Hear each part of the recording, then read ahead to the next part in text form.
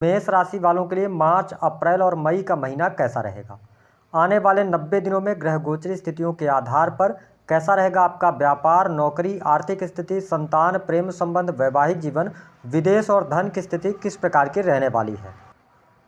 और सबसे महत्वपूर्ण बात यह है कि मेष राशि वालों 29 मार्च 2025 से आपके ऊपर शनि की 7.5 का प्रारंभ होगा।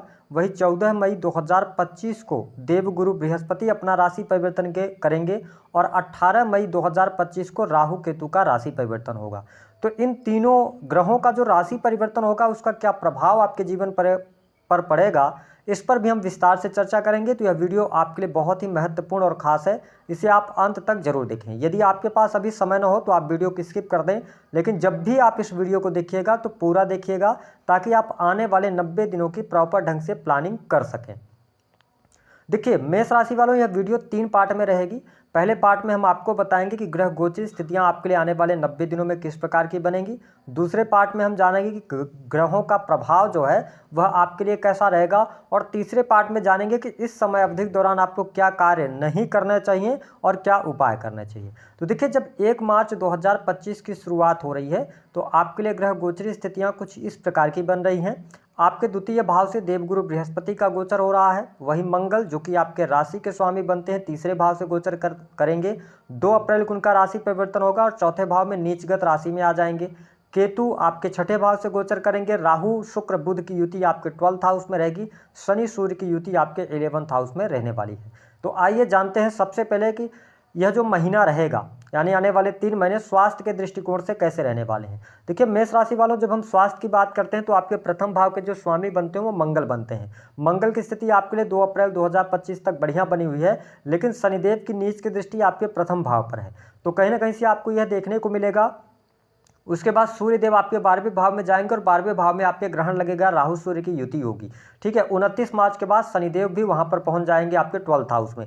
तो कहने का क्या मतलब है कि मार्च का महीना स्वास्थ्य के दृष्टिकोण से अच्छा नहीं रहने वाला है। उठा पटक की स्थिति बनी रहेगी। शारीरिक तौर पे आप कमजोरी फील करेंगे, हड्डियों की तकलीफ, तनाव, टेंशन आपको ज़्यादा रह सकता है। विशेष तौर पर 15 मार्च से लेकर 15 अप्रैल तक का जो समय होगा यह स्वास्थ्य के दृष्टिकोण से बहुत अच्छा नहीं रहेगा। और ध्यान रखें कि यदि आप गाड़ी वाहन चलाते हैं तो इस समय अवधि के दौरान आप सावधानी जरूर रखें। हालांकि 15 अप्रैल 2025 से लेकर 15 मई तक का टाइम फ्रेम स्वास्थ्य के दृष्टिकोण से आपके लिए अच्छा रहेगा। आप एनर्जेटिक महसूस करेंगे, ठीक है, और काफ़ी अच्छा आपका कॉन्फिडेंस लेवल भी रहेगा। और 15 मई से लेकर जो लास्ट मई तक का टाइम है यह भी स्वास्थ्य के दृष्टिकोण से अच्छा रहेगा। तो कुल मिलाकर अगर हम देखें तो 15 अप्रैल 2025 तक स्वास्थ्य संबंधित तकलीफें हैं। सिरदर्द की समस्या, बाल झड़ना, आंखों की समस्या, चोट चपेट दुर्घटना, इन सभी चीज़ों से आपको बचना है। 15 अप्रैल के बाद आपका स्वास्थ्य अच्छा रहने वाला है। वही स्टूडेंट विद्यार्थियों की जब हम बात करते हैं तो विद्यार्थियों के लिए मार्च का महीना पढ़ाई लिखाई के लिहाज से अच्छा रहने वाला है। पढ़ाई लिखाई में आपको लाभ प्राप्त होगा। यदि आप किसी भी प्रकार के गवर्नमेंट क्षेत्र से जुड़ना चाहते हैं, कोई कॉम्पिटिटिव एग्जाम वगैरह देना चाहते हैं, तो आपके लिए 15 मार्च 2025 तक का टाइम फ्रेम अच्छा है। लेकिन 15 मार्च से लेकर जो 15 अप्रैल तक का टाइम फ्रेम होगा, इस टाइम फ्रेम के दौरान स्टूडेंट विद्यार्थियों को बहुत ज़्यादा मेहनत करनी पड़ेगी। बिना मेहनत के आपको चीज़ें नहीं मिल पाएंगी। और आपके लिए सबसे अच्छा जो टाइम आ रहा है, हम अगर कॉम्पिटिटिव एग्जाम की बात करते हैं तो सूर्य की स्थिति 15 अप्रैल से लेकर 15 मई का जो टाइम होगा, इस टाइम फ्रेम के दौरान कॉम्पिटिटिव एग्जाम में आप सफलता प्राप्त कर सकते हैं। पहले से यदि आपने कोई एग्जाम दिया है तो उसका रिजल्ट आपको फेवर कर सकता है। तो यह स्थिति आपके लिए बहुत ही बेहतर रहने वाली है। इसके अतिरिक्त यदि देखा जाए तो 15 मई के बाद का भी टाइम आपके लिए अच्छा रहेगा। तो कुल मिलाकर इन 3 महीनों की जब हम पढ़ाई की बात करते हैं तो 15 मार्च तक का समय अच्छा है। 15 मार्च से लेकर 15 अप्रैल तक काफ़ी मेहनत रहेगी, आपको स्ट्रगल करनी पड़ेगी। हाँ, जो लोग विदेश जाना चाह रहे हैं उनको वो ट्राई कर सकते हैं, उनके लिए ऑप्शन मिल जाएगा। लेकिन 15 अप्रैल तक का थोड़ा सा पढ़ाई में उतार चढ़ाव की स्थिति आपको देखने को मिलेगी। 15 अप्रैल से 15 मई और लास्ट मई तक का टाइम फ्रेम आपकी पढ़ाई लिखाई के लिए अच्छा रहने वाला है, जो हमारे मेष लग्न अथवा मेष राशि के जातक या जातिका हैं। कॉम्पिटिटिव एग्जाम के लिए जो टाइम है 15 मार्च 2025 तक, और उसके बाद फिर 15 अप्रैल से 15 मई तक का रहेगा। अब बात करते हैं कि आपके लिए वैवाहिक जीवन की स्थिति कैसी रहेगी। देखिए मेष राशि वालों, आपके सप्तम भाव के जो स्वामी बनते हैं वो बनते हैं शुक्र महाराज। और शुक्र देव उच्चगत राशि में तो गोचर करेंगे 12वें भाव में, और शुक्र 12वें भाव में अच्छा रिजल्ट देते हैं। लेकिन ध्यान रखें कि राहु शुक्र की युति, साथ में बुध भी वहां पर नीच होकर गोचर कर रहे हैं। ऐसी स्थिति में यदि आप एक्स्ट्रा मैरिटल अफेयर वगैरह की तरफ बढ़ते हैं तो वैवाहिक जीवन में आपको दिक्कत होगी। साथ ही अगर आप वैवाहिक जीवन में ऑलरेडी हैं तो आपके जीवन में वैवाहिक जीवन को लेकर बहुत ज़्यादा असमंजस, जीवन साथी के स्वास्थ्य को लेकर चिंताएं, अलगाव जैसी परिस्थितियां भी बन सकती हैं। और ध्यान क्या देने वाली बात है कि आप देखेंगे कि शनिदेव 29 मार्च से जैसे ही शनि की 7.5 आपके जीवन में शुरू होगी तो कहीं ना कहीं से ये आपके मैरिटल लाइफ में प्रॉब्लम क्रिएट करने वाले होंगे। तो मैं वैवाहिक जीवन के लिए आने वाला समय बहुत अच्छा नहीं देख रहा हूँ। अगर आपके और आपके वाइफ या हस्बैंड के बीच में ट्यूनिंग खराब हो रही है तो उसको सही करने का प्रयास कीजिएगा, अन्यथा 2 अप्रैल से लेकर और लास्ट अप्रैल तक यहाँ पर स्थितियाँ बहुत विकट हो सकती हैं। अलगाव जैसी स्थितियाँ, एक दूसरे से दूरी रहना, सेपरेशन जैसी स्थितियाँ भी बन सकती हैं। हालांकि मई का महीना थोड़ा सा बेटर रहेगा आपके लिए वैवाहिक जीवन के लिहाज से। वही जब हम बात करते हैं जो लोग बिजनेस व्यापार करते हैं उनके लिए कैसा रहेगा, देखिए बिजनेस व्यापार के लिए समय अच्छा रहेगा। मार्च के महीने में आपको अच्छा खासा लाभ भी प्राप्त होता नजर आएगा।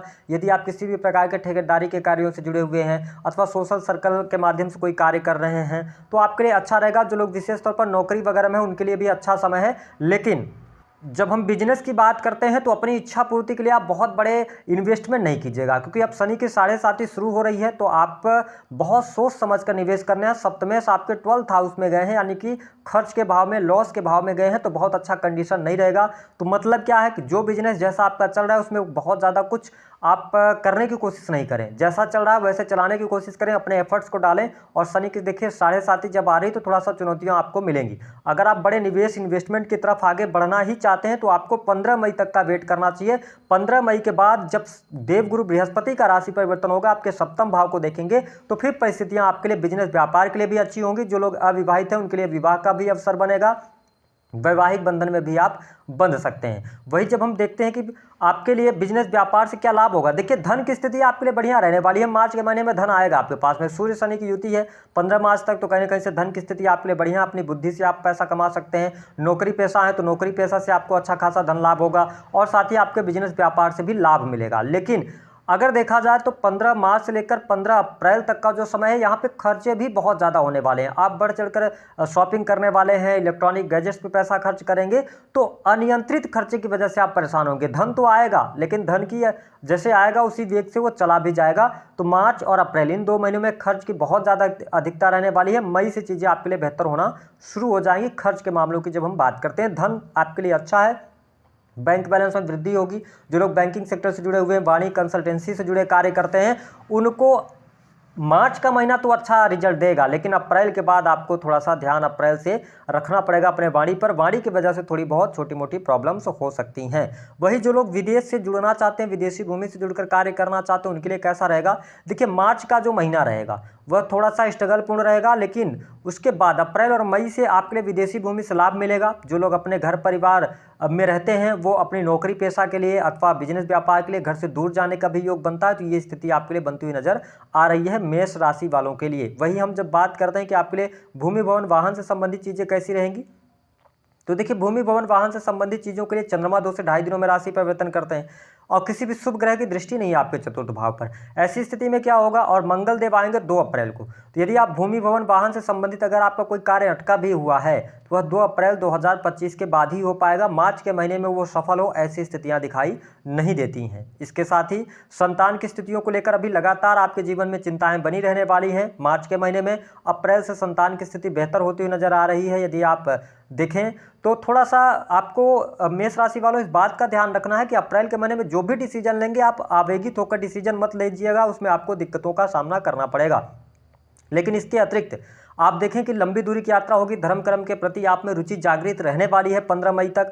पिता की हेल्थ अच्छी रहने वाली है, हालांकि सूर्य जब तक शनि के साथ में है, सूर्य की स्थिति भी 12वें भाव में रहेगी, तो थोड़ा सा पिता की हेल्थ डैमेज हो सकती है, लेकिन देवगुरु बृहस्पति के आशीर्वाद से चीज़ें मैनेज हो जाएंगी। ठीक है, हेल्थ उनकी जल्दी रिकवर भी कर जाएंगे, चीज़ें अच्छी जा सकती हैं। वही जो लोग संतान प्राप्ति का सपना देख रहे हैं, गोचर के आधार पर तो अभी कोई योग नहीं बन रहा है कि आपके लिए बहुत अच्छे योग बने। साथ ही प्रेम संबंध के मामलों के लिहाज से भी मैंने आपको बताया कि थोड़ा सा समय आपके लिए प्रतिकूल यहाँ पर रहने वाला है। प्रेम संबंधों में आपको चीटिंग का सामना करना पड़ सकता है, विशेष तौर पर या तो आप स्वयं चीट कर सकते हैं मेष राशि वालों।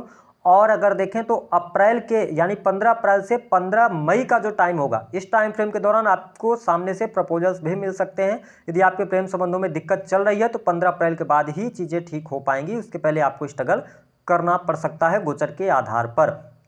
जिन लोगों के जीवन में यदि आपने ये ठान रखा है कि आपको लोन लेकर कोई कार्य शुरू कर देना, तो भी लोन लेकर आपको कार्य करने की आवश्यकता नहीं है।